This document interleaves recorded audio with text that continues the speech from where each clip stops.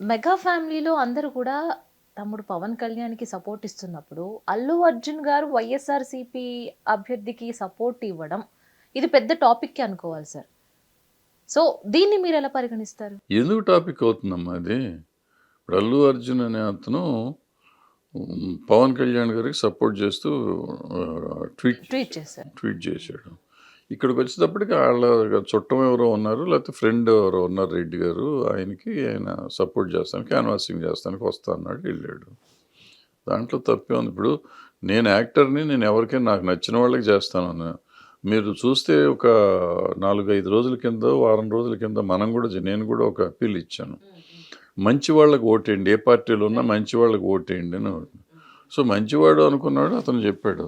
ఇప్పుడు వీళ్ళు ఎట్లా మాట్లాడుతున్నారంటే, నువ్వు ఏ పార్టీకి ఉండాలి, నువ్వు ఎట్ట చెప్తావు, నువ్వు ఎట్ట ఇన్ఫ్లుయెన్స్ చేస్తావు, మనం చెప్తే ఓటేస్తారా? అల్లు అర్జున్ గారు చెప్పగానే ఓటేసేస్తారా? అల్లు అర్జున్ గారు ఓటేయండి అని అప్పీల్ చేశాడు. అప్పీల్ చేసే హక్కు ప్రతి వాళ్ళకే ఉంది. నువ్వు ఎట్లా అప్పీల్ చేస్తావు అని అడిగే హక్కు నీకెక్కడుంది? మీరెవరు మమ్మల్ని అడుగుతానికి? నేను నా ఇష్టం వచ్చినోడికి నేను ఓటేసుకుంటాను, నా ఇష్టం వచ్చినోడికి ఏమని చెప్తాను నేను.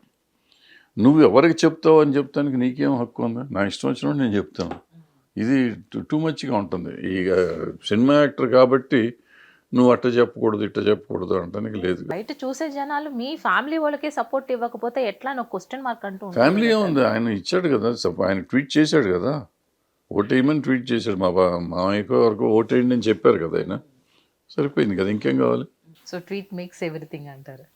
జనరల్గా ట్వీట్ అది కూడా ఇక్కడ కూడా ట్వీటే చేసేవాడు కదా. వాళ్ళు ఇన్సిస్ట్ చేశారేమో వెళ్ళాడు. ఈయన ఇన్సిస్ట్ చేస్తే ఈయనకి కూడా వచ్చేవాడేమో, ఈయన అడిగి ఉండడు.